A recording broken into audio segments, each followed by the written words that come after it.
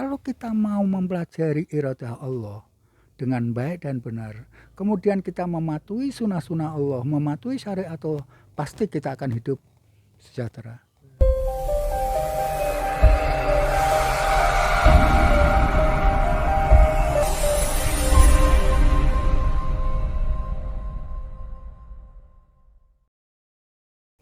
Bismillahirrahmanirrahim. Assalamualaikum warahmatullahi wabarakatuh. Waalaikumsalam warahmatullahi Selamat pagi ya. wabarakatuh. Ya, teman-teman sekalian, berjumpa lagi di channel Ayah dan Anaknya.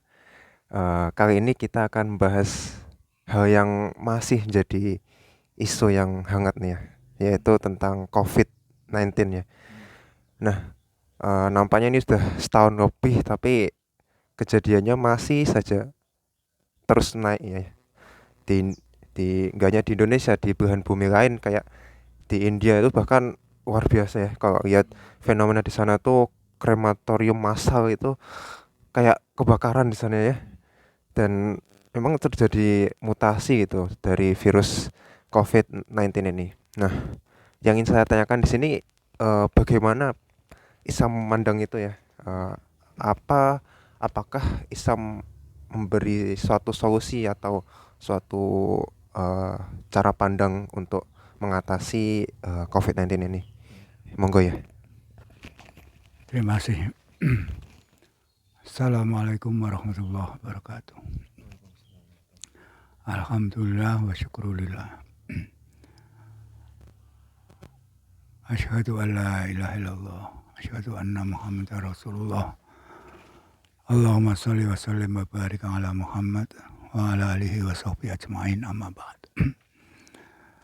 Selamat jumpa kembali kawan-kawan. Anak saya ini Nova melontarkan pertanyaan yang justru menggelitik, menantang saya gitu loh, untuk mencari jawaban. Apakah Islam memiliki solusi ya untuk mengatasi COVID-19 ini? COVID-19 ini di Indonesia, paling tidak di Indonesia itu sudah setahun lebih ya. Ayah ingat Pak, ketika kamu disumpah ya, 17 Maret ya, 17 Maret 2020 ya toh. Nah pulang itu ayah pulang dari Jogja sama kamu, kemudian kamu pulang ke Jogja lagi, itu kan diisolasi ya, isolasi mandiri kan, nggak bisa langsung ke sisi ASI kan gitu. Begitu pula kami gitu loh. Nah ketika itu saudara sekalian, kawan-kawan sekalian, ya ketika itu terus masuk bulan puasa, gitu. Itu Maret, kemudian April itu kalau nggak salah tanggal 23 April ya, 23 April puasa. Itu ayah mengatakan apa? Kalau puasa ini berhasil, ya insya Allah lah ya, pandemi reda. Paling tidak berkurang. Bisa-bisa hilang dari bumi Indonesia ini gitu loh. Tapi apa yang terjadi? Melonjak. Justru melonjak, pasca Ramadan itu melonjak gitu loh. Nah, apakah pernyataan ayah ini salah? Ya. Nah, inilah yang akan kita bahas. Begitu pula kemarin, puasa yang baru lalu, yang sedang kita jalani ini ya, kemarin kita jalani itu. Juga begitu.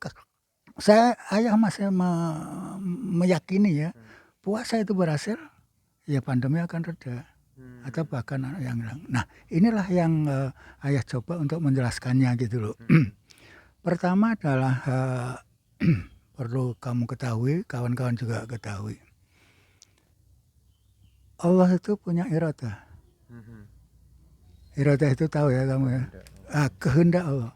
Allah itu punya kehendak, yaitu iradah itu. Iradah itulah yang namanya kehendak.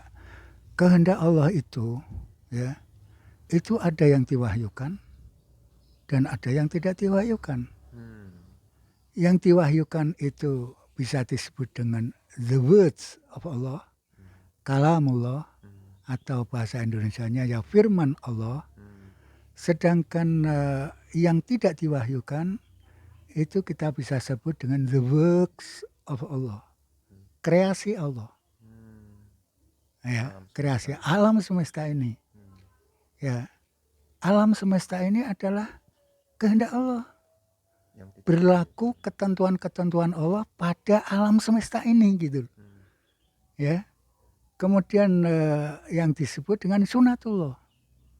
Ya, disebut dengan ketentuan-ketentuan atau iradah Allah yang berlaku pada alam semesta ini itu disebut sunnatullah. Ya. The works of Allah, kreasi Allah itu ya berlaku di dalamnya sunnatullah. Sedangkan the words of Allah atau kalamullah, firman Allah, ketentuan-ketentuan yang berlaku di dalam Al-Quran dan As-Sunnah itu berlaku untuk manusia. Itu loh. Berlakunya untuk manusia, nanti akan Ayah jelaskan lebih jauh gitu. Jadi sunnatullah itu berlaku pada alam semesta ini, seluruh alam semesta ini. Sedangkan syariatullah itu berlaku untuk umat manusia. Karena ini tujuannya untuk membimbing umat manusia supaya meniti di jalan yang benar untuk mencapai kebahagiaan hidup di dunia dan di akhiratnya gitu loh. Maka Allah turunkan syariat itu. Itulah sebabnya tujuan syariat itu adalah lima sholih libat untuk kemaslahatan umat manusia. Baik ya, supaya waktunya tidak terlalu panjang itu. Nah, ada perbedaan antara sunatullah dan syariatullah itu. Ada perbedaan. Karena tadi sudah Ayah sebut ya, ini berlaku pada alam semesta ini, yang syariat Allah itu berlaku pada manusia, maka ya perbedaannya. Hukum-hukum yang berlaku pada alam semesta ini tidak melibatkan manusia. Ya, ketentuan-ketentuan Allah, iradah Allah yang berlaku pada alam semesta ini tidak melibatkan manusia. Pada sunatullah itu tidak melibatkan manusia. Contohnya adalah air umpamanya. Disebut air karena apa? Karena cair. Karena cair itulah kemudian mengalir. Kalau air sudah membeku sudah tidak mengalir lagi. Nah, inilah yang harus dipelajari. Maka Ayah katakan tadi ya, kita bicara tentang iradah Allah, itu perlu dipelajari. Bahkan menurut Ayah harus dipelajari. Harus dipelajari. Baik yang sunatullah maupun syariatullah. Coba contoh air ya. Itu kamu tahu kan di rumah kita di Semarang kan ya. Itu sejak bangun ya sampai tahun 2017 Ayah pernah tugas kan enggak pernah banjir masuk kan. Air masuk ke rumah kan enggak pernah. masuk tinggi. Iya, apalagi Ayah bangun 80 cm dari jalan. Tapi setelah jalan Kaligawe itu diuruk, ditinggikan 1 meter ya, sehingga membendung air yang datang dari selatan dari rumah kita itu, ya terjadi banjir lah. Itu sifat air, enggak bisa tidak. Nah, ini kita harus tahu gitu loh. Itu sifat air seperti itu, enggak bisa dicegah. Kalau dia mestinya mengalir kemudian dibendung sehingga dia tidak bisa mengalir, ya mengendap, menggenang. Menggenang pada cekungan yang rendah sehingga akan terjadi banjir gitu loh. Itu sunatullah. Ketentuan Allah seperti itu gitu loh. Ya. Ketentuan Allah akan seperti itu. Baik, kawan sekalian itu ya contohnya bahwa di dalam sunatullah ya itu tidak berlaku, tidak melibatkan manusia. Manusia tidak terlibat. Beda dengan syariatullah. Karena itu ketentuan-ketentuan itu berlaku pada manusia, maka manusia menentukan. Manusia ikut menentukan gitu loh. Ya, kalau Al-Quran menyatakan barang siapa yang beramal soleh, Allah akan memberikan kehidupan yang yang sejahtera. Seperti halnya di dalam surat An-Nahl ayat 97. Apakah kalau kita itu beramal soleh kemudian dalam 1 minggu, kemudian minggu berikutnya terus tidak? Itu menentukan. Betul, kalau orang beramal soleh ya pasti itu. Iya, kita manusia yang menentukan, bukan Allah yang menentukan. Itulah kemarin kita bicara tentang hidup itu pilihan kan gitu. Itu murni manusia. Itu ya murni manusia. Jadi bukan kalau kita berada dalam kondisi situasi yang sempit atau sengsara, payah, kemudian kita menyalahkan Allah, enggak bisa. Itu manusia yang menentukan. Itu takdir, kan pilihan hidup kita itu pilihan kan di situ tuh. Oke ya, ayah tidak perpanjang ya. Nah, kemudian itu tadi ya, perbedaan antara sunatullah dan syariatullah. Kemudian kita masuk. Allah tentukan ya, Allah tentukan berlakukan sunnah-sunnah Allah, berlakukan syariah Allah. Itu karena ada sifat-sifat yang harus dipatuhi oleh seluruh partikel alam semesta ini. Apa sifat-sifat itu? Yaitu exact, immutable, dan objektif. Ya, exact itu pasti artinya. Dalam sunatullah juga pasti, dalam syariatullah juga pasti. Ya, dalam sunnah Allah itu immutable, tidak mengalami perubahan. Ya, dalam syariatullah juga seperti itu. Sama, melekat ya sifat itu pada keduanya. Nah, inilah yang sebenarnya menjamin ya, Allah berikan jaminan untuk keharmonisan alam, kelestarian alam, keserasian alam, dan sekaligus untuk menjamin manusia itu bisa mencapai kesejahteraannya. Itu loh, bisa mencapai kesejahteraannya. Itu karena sifat-sifat yang ada itu dipatuhi oleh seluruh partikel alam semesta ini gitu loh. Oke ya. Nah, disinilah muncul perbedaan yang kedua antara sunatullah dengan syariatullah itu. Perbedaan kedua yaitu apa? Time responnya. Time responnya. Time respon itu artinya adalah dari sebab ke akibat. Waktu ya, waktu antara sebab dan akibat. Itu namanya time respon. Ya. Saya memukul kamu umpamanya. Saya pukul, kemudian kamu muncul sakit. Ya, itu sebab akibat gitu loh. Saya lepaskan benda jatuh. Ya, karena gravitasi bumi. Itu time respon antara saya melepaskan dengan jatuhnya itu. Nah, pada sunatullah time responnya pendek. Pada syariatullah time responnya panjang. Ya, itu perbedaan yang berikutnya itu. Time respon pada sunatullah itu pendek sehingga apa? Sehingga orang bisa mengulang. Saya mengulang umpamanya memegang satu benda kemudian ayah lepas ya, jatuh. Kamu juga begitu karena tidak mengalami. Bisa diulang-ulang. Akan terjadi serupa. Itu kan akan menghasilkan satu hukum, ilmu. Ya, bisa ilmu antara benda yang lebih berat dengan yang ringan, umpamanya besi dengan kertas. Kan jatuhnya beda kan? Jadi jatuhnya beda. Ya. Nah, itu bisa melahirkan satu ilmu. Jadi ilmu itu adalah capaian dari manusia, ya, olah pikir manusia dalam melakukan eksperimen, dalam melakukan penelitian-penelitian tentang apa? Sunnah Allah. Jadi alam semesta ini merupakan laboratorium Allah yang digelar untuk manusia, gitu loh Pak. Nah, sedangkan syariatullah time responnya adalah pendek. Maka tidak bisa time responnya adalah panjang, sehingga tidak bisa diuji, tidak bisa diteliti, eksperimen, dilakukan percobaan-percobaan, tidak bisa. Seperti tadi ya, saya beriman dan beramal soleh, kemudian minggu depan saya memperoleh kesejahteraan, tidak. Disitulah manusia dituntut untuk beriman, gitu loh. Kalau tadi dalam sunatullah time responnya itu pendek sehingga menghasilkan ilmu pengetahuan, sedangkan di sini tidak. Time responnya itu panjang menghasilkan apa? Agama. Sehingga agama dengan ilmu pengetahuan itu harus serasi, harus sama persis gitu loh. Bila terjadi ilmu pengetahuan yang dihasilkan umat manusia umpamanya bertolak belakang dengan syariatullah, dengan Al-Quran, As-Sunnah, maka harus dilakukan ulang. Harus diulang, harus dilakukan eksperimen lagi atau penelitian lagi. Sudah paham ya? Jadi ada dua, sunatullah dan syariatullah. Nah, sekarang kita masuk ke COVID itu. saudara sekalian, tadi ya, sunatullah itu berlaku pada alam. Ketentuan-ketentuan Allah, kehendak Allah itu berlaku pada alam. Nah, alam itu apa? Alam itu adalah ciptaan Allah.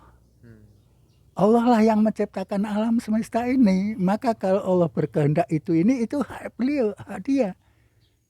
Ya kan? Hak dia. Nah, alam itu adalah ciptaan Allah. Nah, semua ciptaan Allah itu adalah alam. Oleh karena itu kita bisa katakan bahwa selain Allah itu adalah alam. Nah, dari sini udah tambah kan. COVID itu kan ciptaan Allah. Berarti apa? Alam. Nah, saya kutipkan ayah kutipkan firman Allah. Alladzina yadhkuruna qiyama wa qu'udan wa 'ala junubihim wa yatafakkaruna fi khalqis samawati wal ard Rabbana ma khalaqta hadza batila subhanak faqina adzabannar. Sebelum kita bicara tentang COVID ya, kaitannya dengan alam ini, Ayah ingin jelaskan sedikit. Mengapa kok di ujung ada faqina adzabannar? Itu menarik itu. Karena manusia sebelum melakukan perenungan, sebelum melakukan pemikiran terhadap ciptaan Allah ini, itu menganggap bahwa ciptaan Allah itu percuma saja. Sia-sia saja, tidak ada artinya. Tapi setelah mengingat Allah, kemudian memikirkan ciptaannya itu luar biasa. Tidak ada benda yang diciptakan Allah itu percuma saja. Rabbana ma khalaqta hadza batila. Tidak ada yang sia-sia, maka dia merasa bersalah, menganggap tadinya itu tidak ada manfaatnya, kemudian ternyata manfaatnya luar biasa. Oleh karena itulah dia mohon ampunan kepada Allah untuk dibebaskan dari siksa api neraka. Wa qina adzabannar. Jadi kawan-kawan sekalian ya, alam semesta ini diciptakan Allah ada maksud dan tujuannya. Tidak sia-sia, tidak. Jangan menganggap cacing itu tidak ada artinya. Jangan menganggap kata itu tidak ada artinya. Kata itu dilarang untuk dibunuh loh ya. Ya, kata itu salah satu binatang dari 5 binatang yang dilarang untuk dibunuh. Yang dilarang dibunuh itu haram untuk dimakan. Mengapa kok seperti itu? Karena ekosistem. Itu loh Pak. Jadi Islam sampai memperhatikan seperti itu gitu loh. Itu ekosistem, maka jangan dibunuh. Kalau itu dikonsumsi terjadi ketimpangan. Ya, iya, tidak imbang lagi, tidak serasi lagi, tidak harmonis lagi gitu loh. Itu salah satu contoh gitu loh. Baik ya. Jadi tidak ada yang sia-sia. Baik. Siapa namanya COVID? Berarti apa? Di alam, dia hadir di dunia ini tidak sia-sia. Oke ya? Tidak sia-sia. Nah, kemudian ayah kutipkan lagi firman Allah yang lain, yaitu apa? Afa ghaira dinillahi yabghun, ya, walahu aslama man fis samawati wal ard tau'an wa karha wa ilaihi yurja'un. Apakah ya kamu akan mencari mereka akan mencari agama selain Allah? Padahal apa? Seluruh alam semesta ini man fis samawati wal ard lahu aslama, kepada Allah tunduk, kepada Allah itu Islam. Baik secara sukarela maupun terpaksa, karhan tau'an au karhan wa ilahi yurja'un, dan kepada Allah lah akan dikembalikan. Jadi kawan-kawan sekalian, alam semesta ini diciptakan Allah ya, tidak sia-sia, dan mereka tunduk patuh. Aslama itu artinya menyerahkan diri secara totalitas kepada Allah. Artinya apa? Tunduk patuh. Tidak ada pembangkangan sama sekali. Coba kamu di musim panas nanti, di bulan Agustus nanti, pengen nanam yang segar-segar ya, untuk menghilangkan rasa panas. Tanam kates. Kates kan termasuk buah yang segar. Tanam pohon kates. Apa tumbuh pisang? Tidak. Tidak bisa kates melawan kehendak Allah. Sunatullah tidak bisa. Kates ya tumbuh saja. Kemudian apa? Pisang ya akan menumbuhkan pisang. Tidak bisa akan tumbuh yang lain. Itu loh kepatuhan manusia. Lah sekarang kepatuhan dari COVID apa? Itu kita dituntut ya untuk mempelajarinya apa karakteristik dari COVID itu. Nah sementara yang sudah diketahui apa? COVID itu adalah menginfeksi, kan begitu? Menginfeksi saluran pernapasan manusia yang ditularkan dari ya manusia ke manusia melalui lendir atau ya ludah yang ya masuk lewat rongga mulut, rongga hidung, kan begitu. Itu baru loh. Lah obatnya kamu yang dari farmasi sudah mempelajari itu, sudah mencari tentang itu? Belum kan? Di dunia ini belum ada obat COVID kan belum ada. Padahal itu tuntutan loh, itu sunatullah. Likulida entawa. Setiap ada penyakit ada obatnya. Nah, itu mestinya menuntut dari para ya farmasian ya untuk mempelajari itu, mempelajari bagaimana karakteristik dari COVID itu sehingga bisa terobati kalau mau infeksi manusia. Kan begitu. Ya. Oke ya, jadi saudara sekalian, bukti keislaman COVID apa? Yaitu menginfeksi saluran pernapasan manusia. Bukan mengada-ada. Ini fakta dan ini benar. Karena dia itu alam, ya, dia itu Islam, ya keislamannya seperti itu. Dia tidak bisa menolak apa yang dikehendaki oleh Allah. Iradah Allah pada dia tidak bisa ditolak. Nah sekarang tadi likulida indawa, setiap penyakit ada obatnya. Apakah obatnya selalu dengan apa namanya kimia, ya, yang dihasilkan oleh para ahli farmakologi? Tidak. Si ini syariah pun juga memberikan solusi, Pak, gitu loh. Maka itulah sebabnya ayah katakan apa? Kalau puasa kita berhasil, gitu, mereda COVID itu. Nah sekarang apa syariah apa namanya Islam yang bisa ditawarkan untuk mencegah ini? Ya puasa itu. Coba ya, kita udah bicarakan kemarin kan, tujuan puasa apa? Takwa. Kenapa kok bisa takwa? Karena puasa esensinya adalah pengendalian diri. Kalau kita mengendalikan diri dengan baik, menghasilkan takwa sehingga kita terpelihara diri kita, selesai kok. Iya betul. Coba apa namanya para ahli sudah menemukan ya, kalau siapa namanya COVID itu menularkan infeksinya itu dengan ya apa namanya melalui ludah, melalui lendir dan lain sebagainya. Itu kan pada jarak dekat. Sehingga kerumunan itu hendaknya dihindari, kan begitu toh. Kerumunan itu dihindari. Lah, kita untuk bisa menghindari kerumunan kan harus mengendalikan diri. Kita kendalikan, oh ada penyakit, kita hindari. Sehingga kita selamat, kan kita terpelihara diri kita. Jadi puasa itu kan mengendalikan diri akan menghasilkan terpelihara diri. Setiap kali ada ya hal-hal yang bahaya kita kendalikan, akhirnya kita menjadi terpelihara. Itu loh, maka ayah sangat yakin sekali puasa itu sebenarnya solusi jitu yang ditawarkan oleh Islam untuk mengatasi COVID. Coba kalau penduduk negeri ini ya Indonesia itu sadar betul menjaga jangan sampai terjadi kerumunan gitu. Jangan terjadi apa namanya kedekatan, kita harus membuat jarak ya. Kita pakai masker ya, kita cuci tangan gitu. Ya, aman. Tapi coba masih dalam bulan puasa loh ya, kemarin itu kita lihat ya. Coba mudik. Coba pemerintah sudah melarang mudik, tapi coba nerobos.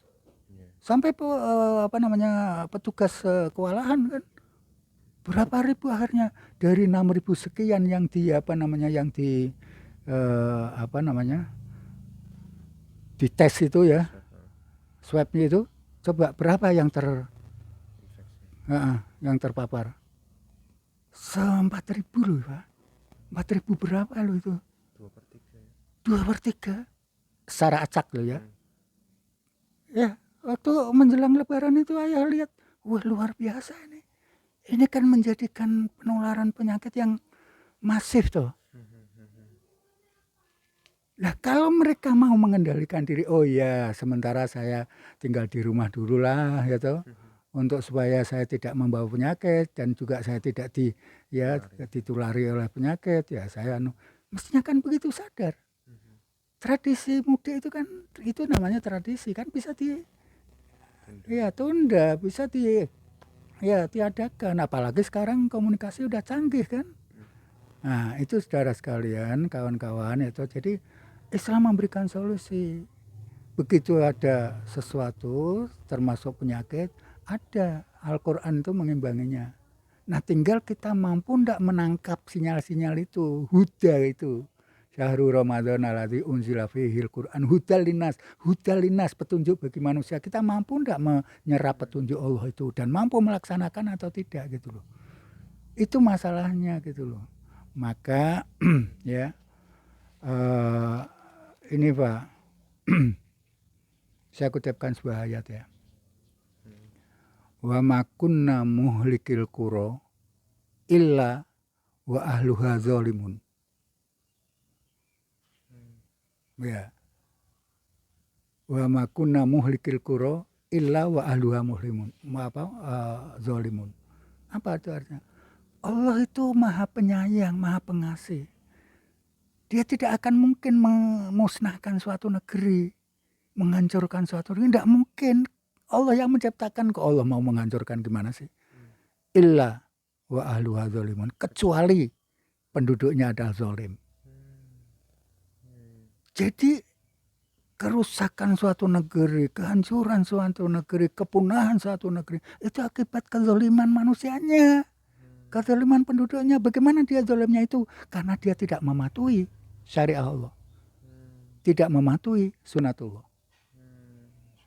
Maka itulah Pak, tadi awal itu ayah katakan apa? Kalau kita mau mempelajari iradah Allah dengan baik dan benar, kemudian kita mematuhi sunnah-sunnah Allah, mematuhi syariat Allah, pasti kita akan hidup sejahtera. Bisa ayah katakan apa? Pasti. Karena tadi sifat-sifat sunatullah itu memiliki kepastian gitu loh. Pasti itu. Tapi masalahnya kan kita tidak mau. Kita lebih suka mementingkan diri kita sendiri, egois ya. Mengutamakan nafsu kita sendiri gitu loh. Nah inilah kawan-kawan sekalian. Jadi pertanyaannya kalau tadi yang apa sih yang bisa ditawarkan oleh Islam dalam mengatasi pandemi ini? Jelas sekali. Syariah puasa itu sangat luar biasa itu. Jadi ada hubungan yang positif gitu. Ada korelasi dari COVID bisa disembuhkan, bisa dihilangkan dengan puasa. Puasa pengendalian diri yang mengantarkan kepada kita takwa. Takwa artinya terpelihara diri. Coba kasus di zaman Rasul Taun itu loh, kamu barangkali tahu. Jadi apa Rasulullah mengatakan melarang apa? Jangan di suatu daerah yang zona merah ya, yang di dalam tidak boleh keluar, yang di luar tidak boleh masuk kan. Itu syariah itu syariah. Maka kita mematuhi anjuran pemerintah itu sebenarnya mematuhi anjuran syariah gitu loh. Nah ini karena pemerintah yang mengeluarkan, kita cuek aja begitu, kita abai aja begitu, maka kitalah yang rugi, itulah yang zalim namanya itu. Tega menyakiti dirinya sendiri, menyengsarakan dirinya sendiri, itulah zalim gitu. Baik, itu yang bisa saya sampaikan. Terima kasih ya. Ya, Masya Allah ya teman-teman. Ada banyak banget nih ya yang bisa kita catat dan kita jadikan perenungan ya. Dari tadi ayah membawakan iradah Allah, kita bagi dua gitu, sunatullah dan syariatullah, terus kemudian masuk ke COVID gitu ya. Dan memang kalau kita lihat kedatangan COVID ini dengan adanya sebelum puasa itu kayak udah kasih sinyal, ini loh jawaban dari masalah yang sedang kalian hadapi. Tapi karena kita abai, karena kita tidak mungkin juga karena kurang imannya kita gitu ya. Jadi ya kita bisa lihat sendiri angka COVID masih terus naik, terus naik, terus naik.